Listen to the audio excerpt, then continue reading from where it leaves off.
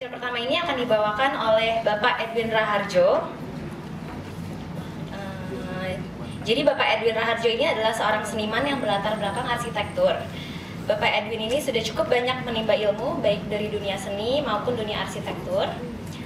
Dengan bersekolah di berbagai macam sekolah seni dan arsitektur di USA seperti LaSalle College, UCLA, University of Hawaii, dan San Diego University. Bapak Edwin Raharjo memiliki sebuah galeri di mana beliau adalah pendirinya, yaitu Edwin's Gallery. Dan Edwin's Gallery ini sendiri sudah cukup banyak mengadakan exhibition sejak berdirinya pada tahun 80-an. Salah satunya adalah Motion Sensation Indonesian Kinetic Art Exhibition yang diadakan pada tahun 2011 silam dan merupakan pameran kinetic art pertama yang pernah diselenggarakan.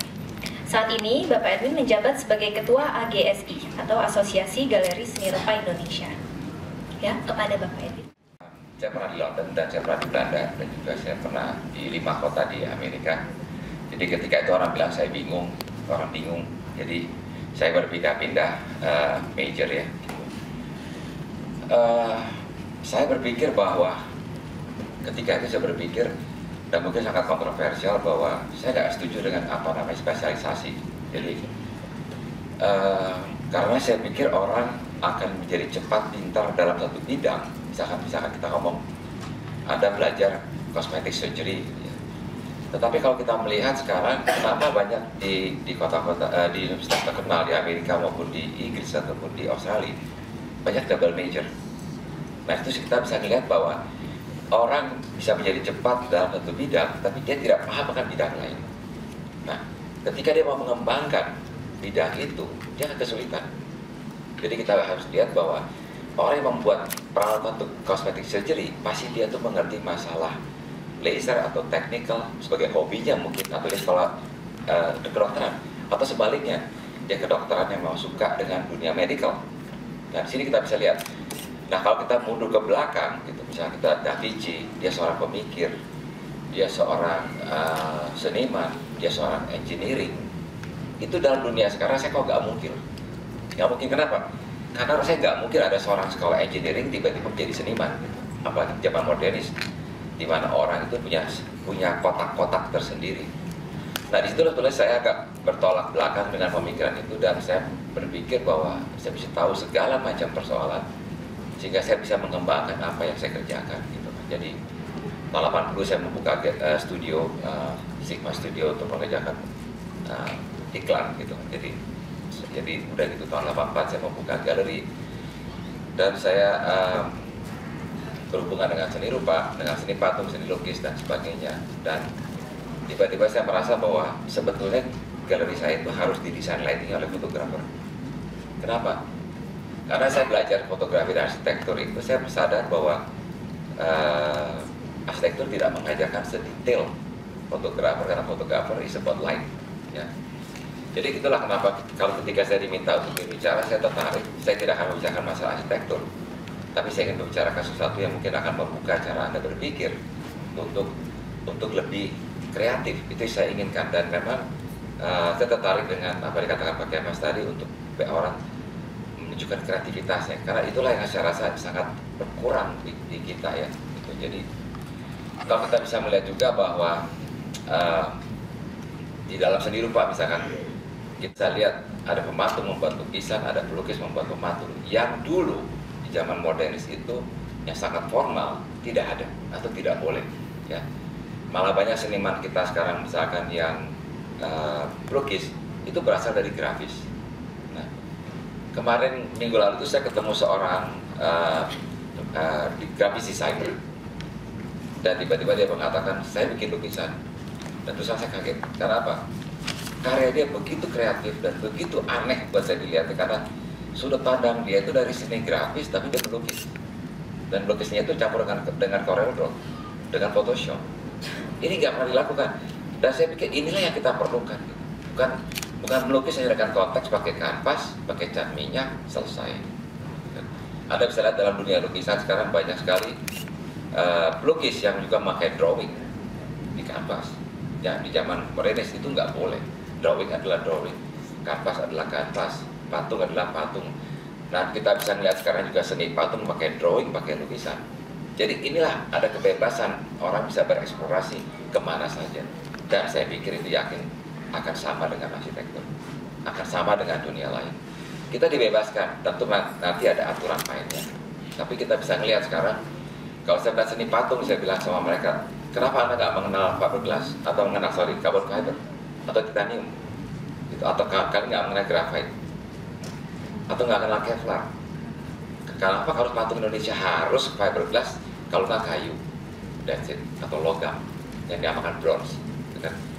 Saya pikir ini mematikan kreativitas. Jadi Anda juga harus mencari material-material baru, gitu kan? Jadi Anda harus banyak melihat, karena apa?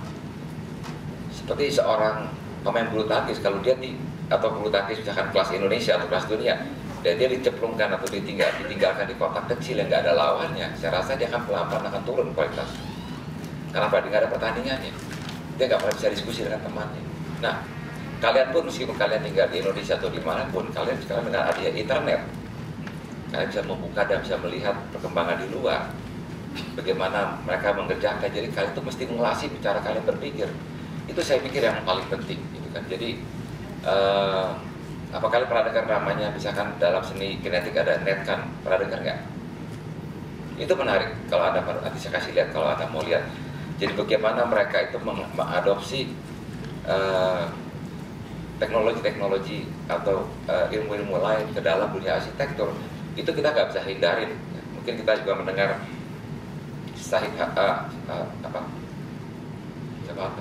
arsitektur Iran Said Hada. Sorry. Anyway, juga kita bisa melihat di Dubai sekarang menjadi pusat arsitektur untuk modern dengan di Cina. Bagaimana mereka mengembangkan begitu banyak sekali arsitektur, dan karena mereka punya dana, dan kita bisa lihat bahwa tempat-tempat ini akan menjadi tempat yang menunjukkan adanya masterpiece dari arsitektur di kemudian hari. Coba lihat rencana mereka membuat rotating building, sangat arsiteknya, sangat sculptural sebetulnya. Nah, inilah yang saya pikir yang kita harus bisa membuka diri untuk mengetahui banyak sekali persoalan. Karena Anda mungkin juga sebagai arsitek mungkin nanti Anda nggak mungkin kalau Anda nggak mengenal mechanical, nggak tahu cara kerjanya, gitu kan. Jadi Anda akan terbatas dengan pola sebagai seorang arsitek, gitu kan. Tetapi kalau Anda mungkin senang dengan mechanical, Anda senang dengan engineering, dan memang Anda juga arsitek, mungkin ada input-input dari engineering yang bisa dipakai untuk arsitektur, ya. Ini saya melihat misalkan dalam kinetic sculpture di Indonesia, misalkan banyak sekali seniman itu hanya membuat konsep dan tahu bentuknya seperti apa, nggak tahu kerjanya. Saya pikir ada dua sisi, gitu ya, dalam artinya. Kalau dia mengetahui gerak atau mekanik, itu juga bisa menginspiring dia untuk membuat satu bentuk yang lain, gitu. Jadi bukan saya hanya pengen ini, bagaimana cara gerakinnya. Tapi kalau dia tahu mekaniknya, juga dia akan mencoba dengan mekanik ini dia bikin sesuatu loh. Ya, jadi itu bisa dua sisi yang saling berhubungan. Nah, saya bicara sedikit mengenai kinetik. Kenapa? Karena memang kinetik itu bukanlah hal yang baru. Sejak tahun 1930 sudah ada dengan Calder, yang dimana dia membuat moving sculpture dengan digerakkan oleh angin, gitu kan. Tetapi terminologi kinetic sculpture itu harus berubah, gitu. Karena apa? Zaman dulu tuh nggak ada Kevlar, nggak ada fiberglass, nggak ada teknologi LED, nggak ada robotik, nggak ada servo, nggak ada segala macam, ya. Jadi itulah yang kita sedang menggarap dengan beberapa kurator di Jakarta itu, bagaimana membuat terminologi baru untuk di dunia ini, bahwa kinetic art itu berbeda dengan dulu. Apa kalian pernah dengar soal Changi Airport yang membuat kinetic ring? Ada dengar? Belum pernah? Mungkin saya akan kasih lihat, mungkin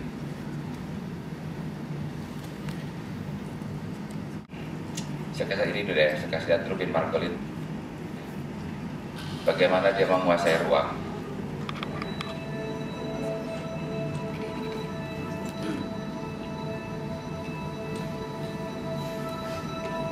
Dia terinspirasi oleh gelombang atau air, dan ketika dia bermain dayung, tiba-tiba dia melihat ada gerakan-gerakan spiral. Ini salah satu karya dia. Ini dibuat untuk satu tempat ruang besar ya.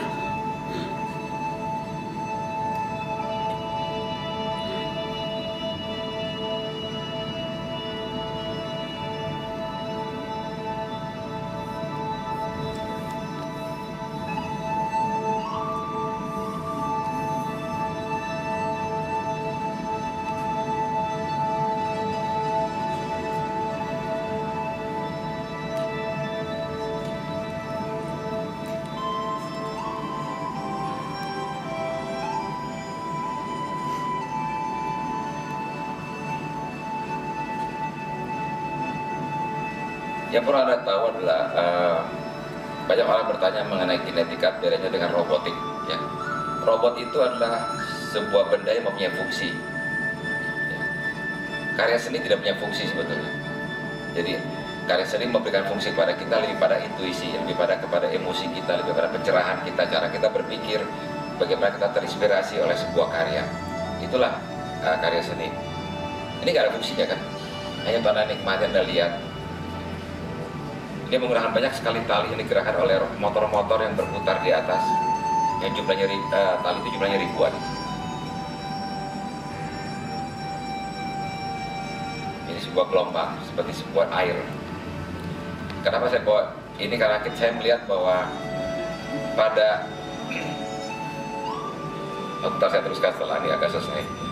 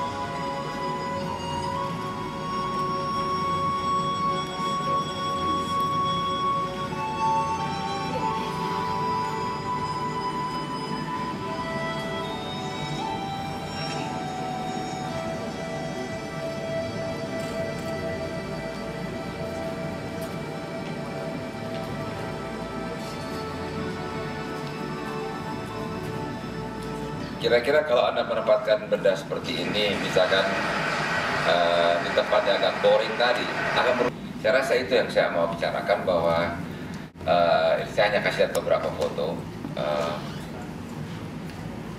Kiefer ini orang Inggris, saya ketemu dia dan nanti saya punya karyanya di galeri saya. Mungkin saya percepat sedikit ya. Jadi ini sebetulnya kita sebut humanoid sculpture, di mana orang kalau tanpa sadar bisa memberikan ucapan terima kasih pada patung ini karena patung ini menuangkan air gitu. Tapi yang saya bicarakan di sini bukan patung kinetik, tapi dia lupa, dia itu bukan orang, dia lupa dimanggut. Ya. Jadi bagaimana berinteraksi dengan ruang, dengan benda, ya. Dan kinetic sculpture itu menjadi menarik karena itu hidup. Ya. Kalian mungkin mesti tahu ada kinetic sculpture yang di Plaza Senayan yang jam. Itu 20 tahun umurnya mungkin ya, tapi toh orang masih melihat gitu kan. Jadi itu salah satu, saya bilang tidak harus semua tempat yang mati dibikin dengan kinetic sculpture. Menurut saya ini seperti sebuah sculpture antara orang dan bendanya gitu. Ini ditaruh di publik dan sekarang Kiefer itu sedang membuat beberapa proyek untuk Coldplay, jadi untuk panggung Coldplay ya. Oke. Ini karya saya baru bikin tahun lalu. Terus saya resolusi kurang bagus ya.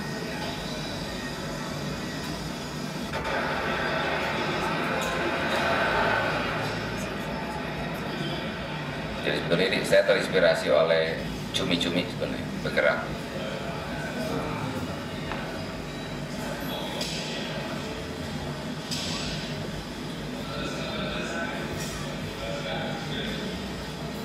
Mungkin karena kinetik yang baik juga bisa berinteraksi dengan publik, itu yang saya buat sekarang, yang saya untuk siapkan untuk pameran saya di London. Tapi prinsipnya saya bukan bicarakan masalah kinetik, tapi sebagai salah satu aja gitu untuk untuk membangkitkan Anda punya pengetahuan dan knowledge ya. Dan memang ketika saya membuat galeri saya gitu kan, desainnya gitu, saya sempat menggunakan 3 arsitek waktu itu ya, dan ketiga arsitek itu akhirnya sama saya menjadi bukan ribut relatif berantem, tapi kita berdebat gitu, karena mereka ingin sekali bahwa setiap gedung itu mempunyai satu konsep ya, artinya kalau gedung itu bergaya art deco ya semua art deco gitu kan. Lalu saya bilang, kenapa harus art deco semua? Kenapa satu gedung harus semua sama? Itu kan konteks arsitektur. Ini saya bilang, karena saya sebagai pemilik galeri art gitu, pemilik galeri, jadi kenapa Anda nggak ada dari sudut sini gitu? Kenapa sih gedung saya harus sama dari ujung belakang, depan gitu kan? Nah, menurut saya kalau sudah ada 5 ruangan dan semua 5 itu bergaya sama, lalu apa bedanya gitu antara ruang kedua dan ruang kedua? Dan saya sadar bahwa, saya sendiri pribadi sadar bahwa kalau kamu bertanya sama saya makanan apa yang saya paling suka, saya rasa sulit saya mengatakan satu jenis makanan karena saya suka bermacam makanan. Sehingga pernah saya berpikir bahwa kalau saya membuat sebuah gedung atau rumah untuk saya itu sebetulnya rumah yang seperti apa, saya juga bertanya sebetulnya. Karena akhirnya saya sadar setelah dengan berjalan waktu bahwa memang saya tidak bisa hidup dengan sebuah jenis makanan, saya tidak bisa hidup dengan sebuah jenis rumah. Artinya saya senang saya senang sekali dengan gedung-gedung yang sangat futuristik. Ya. Saya senang juga dengan gedung-gedung yang klasik. Jadi sebetulnya gedung-gedung yang ada sekarang yang saya nggak terlalu suka. Kenapa? Buat saya yang lama itu kita menikmati keindahannya dan konsep daripada pembuatnya. Ke depan itu menunjukkan pada kreativitas orang. Nah, yang saya sering lihat, masalah sering lihat pada di gedung-gedung di ibu kota adalah gedung-gedung yang saya lihat hanya mengcopy dan pengertian bahwa mereka itu ya entah atas idenya si arsitek ataupun atas idenya yang punya rumah atau punya gedung, ataupun arsitek harus tunduk pada yang punya gedung. Jadi karena saya lihat gedung itu betulnya tidak punya nyawa yang sebenarnya gitu. Jadi hanya kulitnya aja gitu, istilahnya kan. Malah saya pernah melihat ada gedung yang seperti gedung putih, di tempatnya sangat sempit sampai tiangnya keluar dari pagar. Buat saya itu satu hal yang agak aneh dan agak maksa benar gitu istilahnya. Nah, di sini kita bisa lihat bahwa apa yang juga sama Anda itu hanya salah satu untuk menstimulasi Anda bahwa gedung itu tidak lagi seperti dulu. Gedung itu bisa juga bergerak, gedung itu juga bisa menggunakan material-material yang tidak lumrah. Apa kalian pernah lihat karyanya kan? Bapak pernah ya? Dan dia membuat gedung itu menjadi sebuah layar. Jadi artinya pada satu karya yang dia buat adalah bagaimana dia, kalau kita melihat sebuah gedung, pasti bagian belakang ada awan kan. Nah, di belakang gedung itu dia, di segala sudut gedung itu dia mengambil kamera dan video kamera dan hidup live. Jadi dia mengambil dan mengadaptasi layar belakangnya.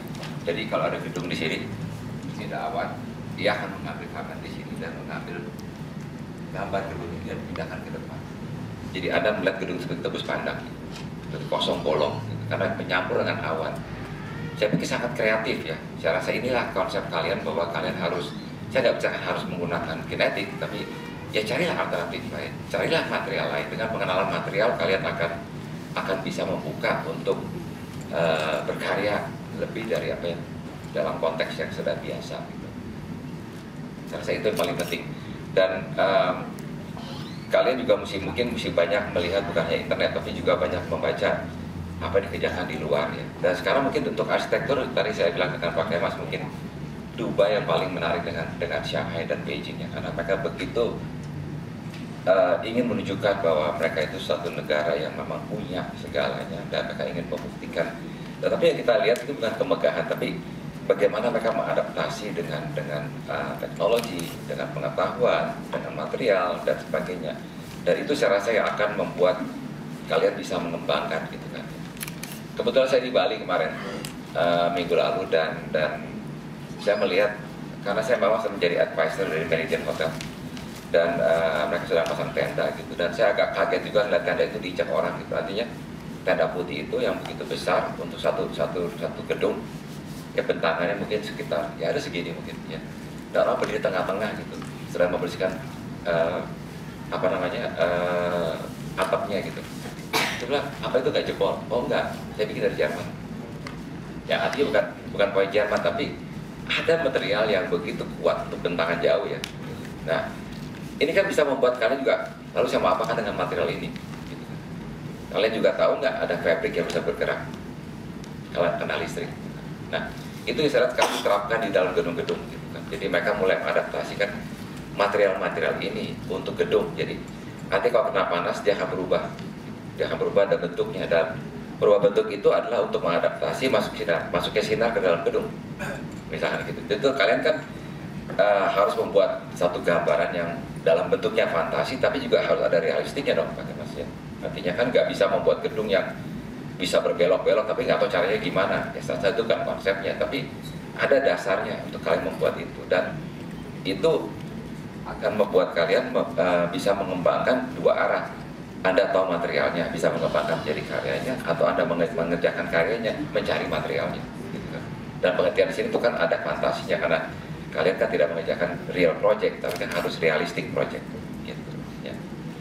Nah, kalau ada yang mau bertanya, mungkin saya silakan, karena saya rasa mungkin akan lebih baik sebetulnya. Saya tadi ingin mendengar Pak Yandi ngomong kemana dulu, jadi baru saya tahu Anda mau kemana, karena saya memang terus terang sudah lama tidak bergelut dengan dunia arsitektur. Gitu.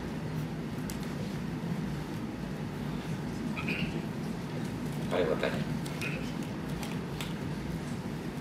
Ya silakan, ada yang ingin bertanya? Langsung ke sesi pertanyaan aja.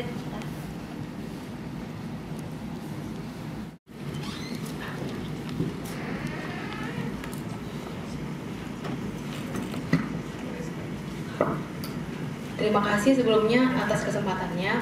Nama saya Saifatul Islamiyah dari IPB.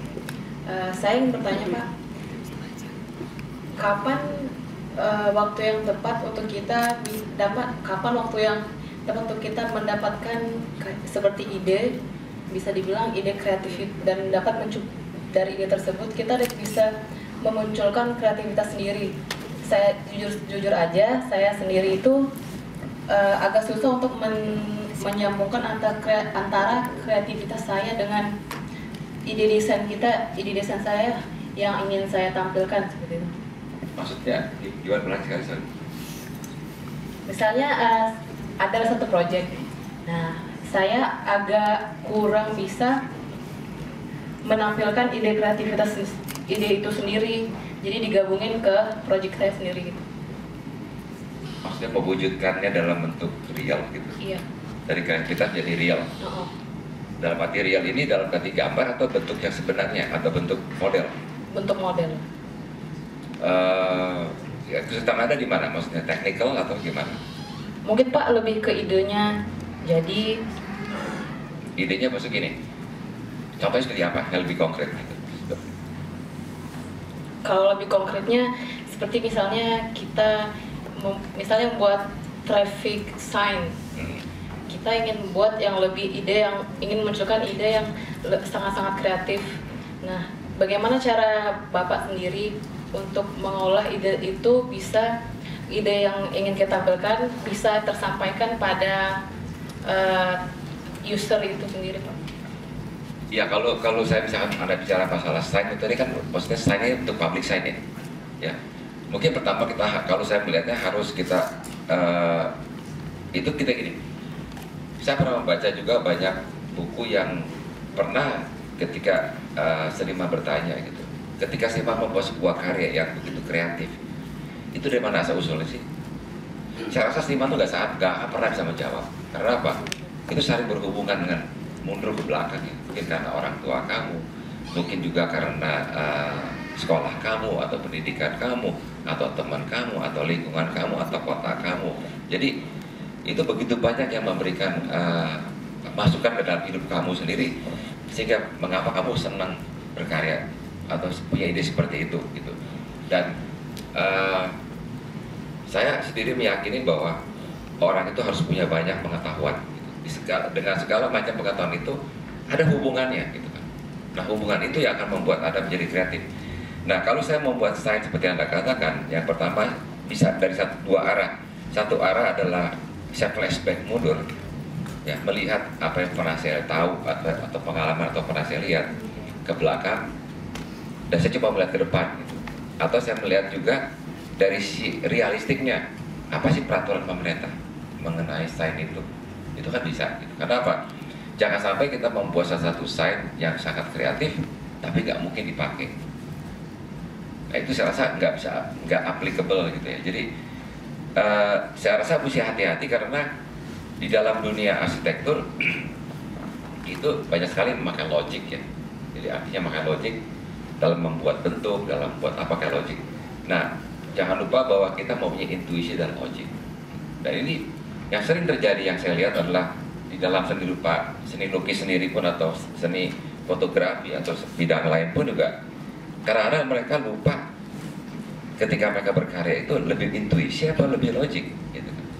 Nah, ini yang kamu mesti perhatikan. Kalau saya lebih suka membuat itu dengan lebih intuisi dulu gitu. Artinya kita bebas aja, lalu kita mulai pakai logik gitu. Ini masuk akal nggak sih? Nah, kalau kita terlalu logikal, sering-sering juga kita mematikan intuisi kita. Nah, ini yang selalu menjadi kesulitan bagi orang yang belum biasa gitu ya. Jadi ketika saya membuat patung kinetik sendiri, tentu bisa juga itu berangkat dari mekanikal yang menarik buat saya. Ini bisa gerakin apa ya? Atau saya punya sesuatu, baru saya cari tahu ini gerakinnya seperti apa. Jadi ini ada dua sisi yang selalu Anda akan berputar-putar sekeliling itu mencari jalan masuk. Gitu kan. Saya rasa itu dengan jam terbang ya. Jadi jam terbang Anda akan terbiasa melihat dan akhirnya Anda bisa mengambil keputusan ketika punya masalah. Saya rasa ada cukup jelas nggak ya? Kalau saya melihat terus terang tadi pagi saya agak kaget ketika masuk kampus UI karena terus terang entah mengapa saya nggak pernah ke kampus UI dan saya bilang Pak Kemas terkejut gitu ketika kampus ini begitu besar dan begitu menarik untuk dilihat. Saya pernah bicara sama Kresna kalau nggak salah, saya mengatakan bahwa saya sangat menyayangkan kalau proyek ini hanya dipamerkan di UI. Karena apa? UI tidak public access, jadi orang-orang tidak akan masuk ke UI untuk melihat satu pameran. Ini menurut saya ya. Dan memang kendalanya di Jakarta sekarang ini dan di Indonesia ya satu masalah keamanan. Ini juga bagian dari arsitektur Anda sendiri Anda ketika buat karya. Satu karena keamanan, kedua disebabkan oleh social struktur, artinya level struktur yang sosial yang berbeda-beda.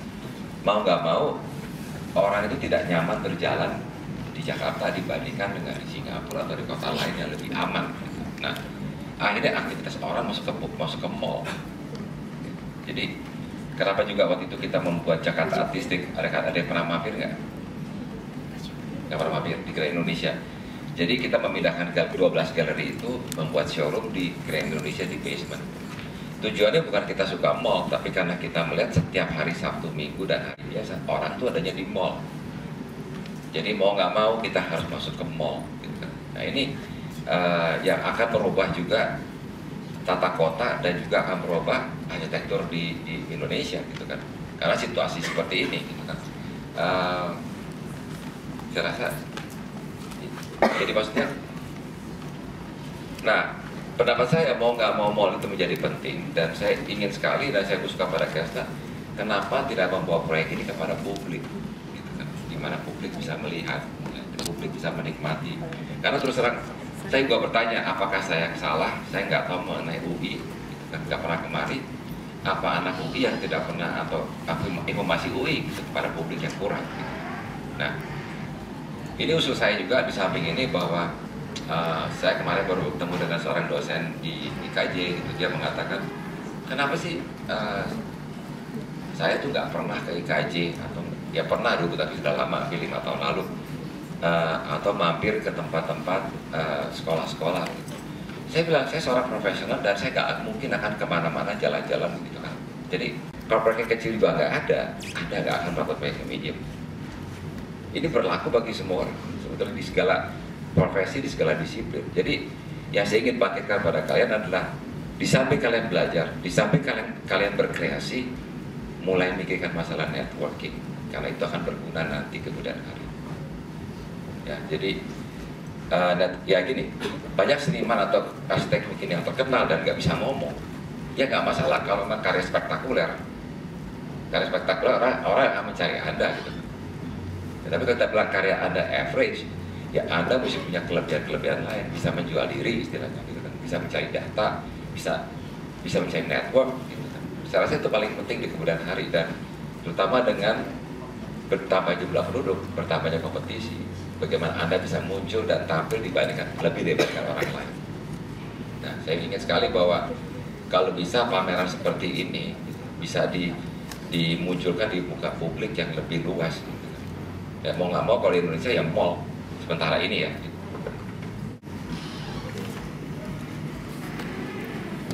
Selamat pagi Pak, nama saya Cahyo. Saya kebetulan dari UI, cuma angkatan lama. Saya tertarik dengan karya Bapak tadi yang dapat idenya dari Cumi-Cumi ya Pak ya. Saya ingin tanya pendapat Bapak tentang biomimicry sendiri gimana Pak? Mungkin Bapak pernah dengar tentang konsep biomimicry dan konteksnya kita sebagai hidup di alam Indonesia. Bagaimana konsep biomimicry mungkin bisa pendapat Bapak tentang konsep biomimicry itu sendiri terhadap karya seni yang mungkin bisa memiliki fungsi lebih dari sekedar visual pleasure saja. Terima kasih. Ya, ada sekali biomimicry itu apa sebenarnya? Betulnya apa sih? Biomimicry itu apa ya?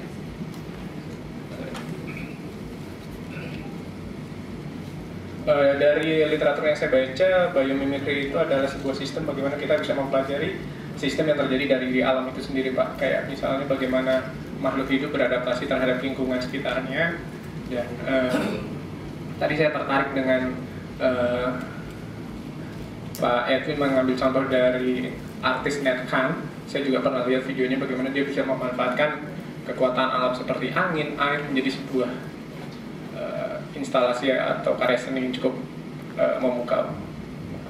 Ya sorry, kebetulan saya sering ngobrol sama teman saya juga arsitek gitu. Tiba-tiba dia mengatakan pada saya bahwa karya kamu sekarang tuh lebih menarik.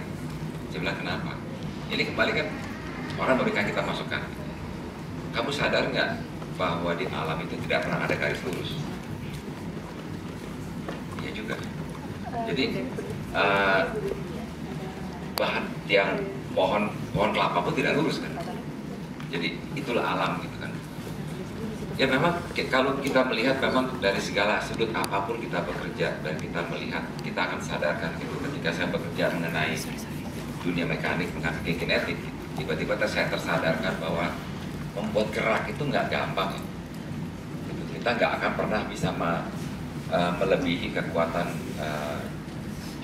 alam fauna ini. Gitu. Artinya jadinya kalau kita mengikuti binatang, geraknya pun sangat sulit. Menggerakkan saya itu sangat sulit. Gitu kan. Jadi bagaimana kita belajar dengan alam itu memang benar gitu, bahwa alam itu memberikan, kalau kita mau menggali gitu kan, dia punya banyak sekali kelebihan. Kita bayangkan begini, saya pernah berdebat dengan seorang robot dan mengatakan begini, seorang ahli robot, nanti akan ada robot seperti orang. Dia bilang, oh iya, tidak akan pernah seperti orang. Oh iya, dia berdebat, geraknya akan seperti orang. Tunggu dulu, saya bilang, kalau kalian sudah berhasil membuat robot seperti orang, tolong dikecilkan menjadi kucing. Nah, kalau sudah menjadi kucing, kalau dikecilkan menjadi seekor tikus. Nah, kalau kalian sudah bisa menjadi seekor tikus, tolong dikecilkan lagi sekecil bakteri. Nanti setelah itu kalian coba lagi, jangan kalian cas baterainya gitu, kasih makan ya gitu. Saya itu nggak akan pernah terjadi. Jadi dari situ kita menyadari dengan ilmu, kita menyadari bahwa semakin dalam kita menggali ilmu kita sendiri, kita tersadarkan bahwa kita tuh di alam yang sangat powerful, yang sangat luar biasa gitu kan. Kita harus sadar, kita bisa banyak belajar dari alam itu sendiri. Kan bisa bayangkan nggak kalau sebuah robot kecil yang bisa terbang, misalkan terbang kemana-mana seperti seekor capung, tapi itu dia harus berhenti di cas dulu kan. Tapi capung kan nggak perlu, hanya makan gitu. Coba kasih daun gitu. Jadi kita bayangkan, kita nggak akan pernah bisa melebihi kekuatan atau kesempurnaan dari alam itu sendiri. Nah, kita bisa belajar dari situ. Kata itu. Selamat pagi, nama saya Destiana. Ada dua pertanyaan yang ingin saya ajukan pada Bapak.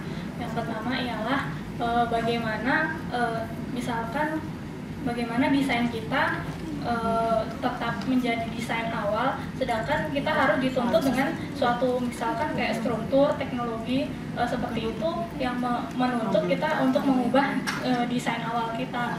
Bagaimana kita mempertahankan desain awal kita. Nah, yang kedua adalah sebagai contohnya Bapak yang tadi yang sculptor tadi yang bergerak-gerak itu, gimana cara maintenance-nya jika itu diletakkan di luar. Ada yang kebaca kayak teknologi seperti itu, bagaimana cara memaintenance-nya? Saya rasa setiap orang mendesain, dari mulai mendesain baju sampai arsitektur sampai apapun akan mengalami hal yang sama. Ya. Saya sedang membuat satu kinetik sebetulnya di London gitu kan. Temanya itu alang-alang. Gitu kan. Jadi memang saya ingin sekali alang-alang itu bergerak. Pertama mengikuti angin. Kedua, saya akan stimulasi dari bawah. Kalau nggak ada angin bagaimana? Nah, setelah saya bekerja itu kira-kira sampai 3 bulan, tiba-tiba saya bilang, duh, ini kok salah jalan. Nah, kenapa? Salah jalan saya bisa dari teknik loh.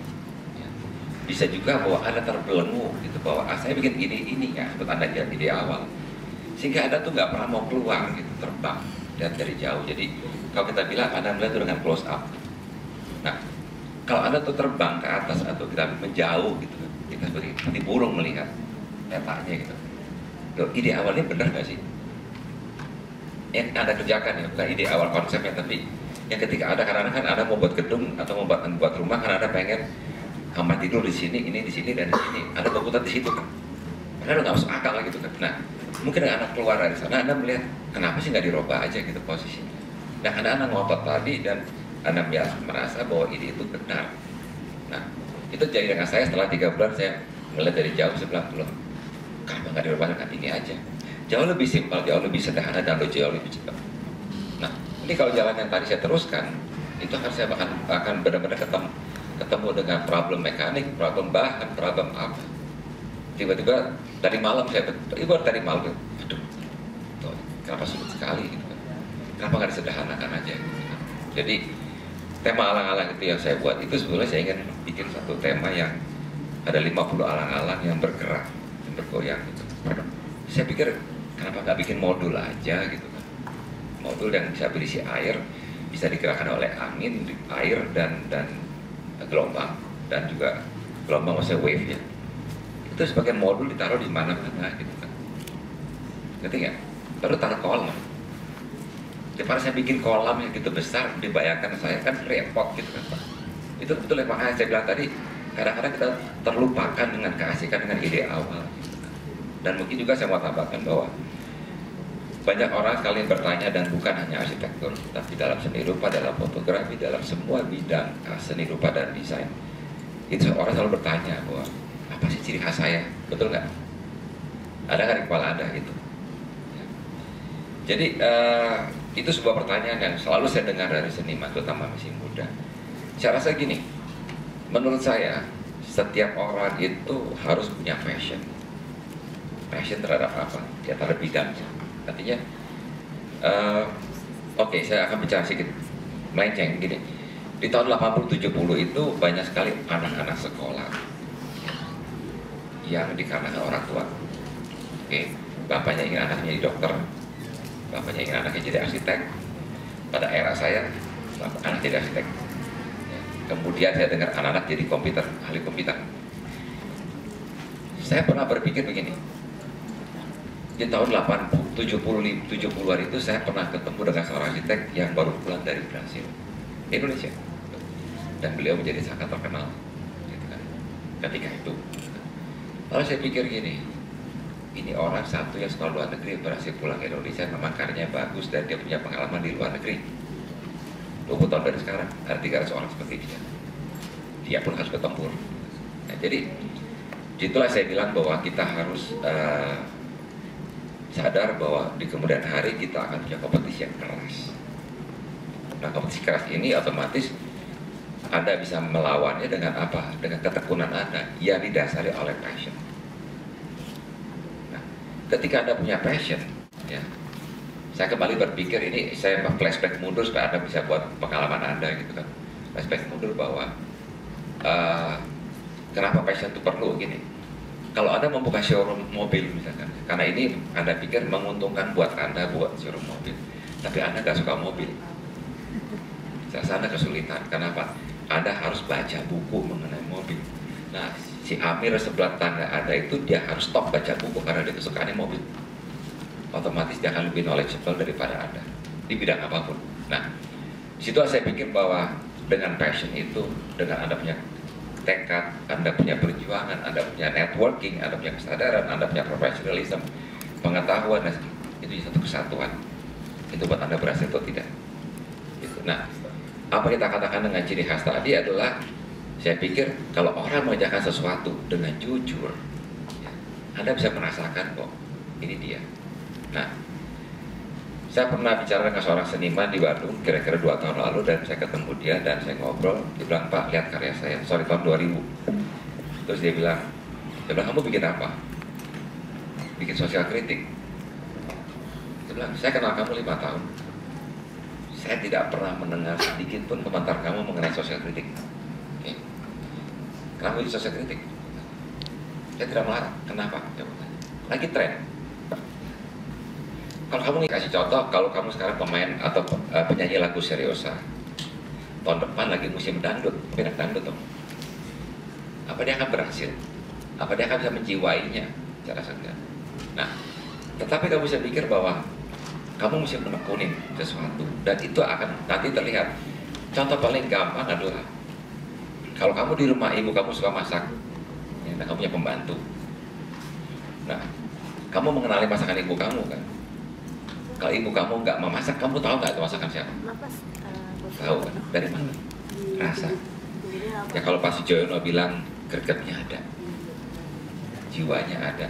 Karena kamu kerjakan dengan serius. Nah, di dalam dunia arsitektur juga sama. Ya, orang mempunyai kecenderungan. Ya, jadi kecenderungan itu yang kamu muncul tanpa kamu sadar. Jadi jangan dicari-cari. Nah, saya mungkin membawa sedikit bahwa ya ini untuk kamu punya pegangan di kemudian hari, jangan sampai terjadi bahwa kalau kamu melihat karya-karya seniman Indonesia di tahun 80-70 gitu kan, dan kamu sering mendengar dari orang, nah ini salahnya seniman. Orang mengatakan, oh dia sudah seniman mapan, dia punya tema tertentu, dia bikin penari, gitu kan. Seniman ini bikin gambar kucing. Coba Anda pikir sekarang, kalau dia seorang seniman yang kreatif, termasuk Anda seorang arsitek yang kreatif, memang Anda mau bikin karya yang sama terus menerus? Enggak kan? Nah, kenapa dia nggak merubah? Apa dia nggak punya kreativitas? Nah, kalau saya baca track record mundurnya, punya. Loh, kenapa dia nggak berani ganti gayanya? Karena takut nggak laku. Nah, itu yang saya bilang. Di sini salah persepsi publik terhadap seniman, dan seniman tunduk terhadap itu. Nah, sekarang kita bisa melihat bahwa banyak seniman itu, saya rasa nggak ada beda dengan dunia arsitek. Dia akan membuat terobosan-terobosan baru. Ya. Tapi saya bilang, kalian bisa hati-hati dengan intuisi dan logika berpikir kalian. Karena kalau terlalu logik juga nggak jalan. Ya. Logik itu mungkin banyak dalam memutuskan dan mengambil jalan keluar dari sebuah desain, gitu kan. Intuisi adalah rasa. Nah, rasa ini yang sering saya lihat nggak ada. Tapi kalau saya melihat, buat saya gampang gini. Saya banyak teman yang punya gedung rumah mewah dan rumah besar gitu. Ketika masuk saya bisa tahu kok ini yang punya rumah seleranya atau yang punya arsitektur. Gampang kok, masuknya ke WC-nya itu lihat. Ini kok ini ada tisu yang warnanya seperti ini, cocok banget dengan yang lain. Oh, ada patung itu. Itu karena yang nata itu interior designer. Tapi kalau gedung-gedung atau rumah-rumah bagian yang private, dia yang nata sendiri, memang bukan selera dia. Lalu pertanyaan saya muncul, orang ini mendesain rumahnya, menyuruh orang mendesain rumahnya untuk orang itu, untuk dirinya sendiri. Kalau nggak cocok dengan dia, mau ngapain lagi gitu? Itu rumah tidak nyaman. Makanya kan ada perbedaan kata antara home dan house.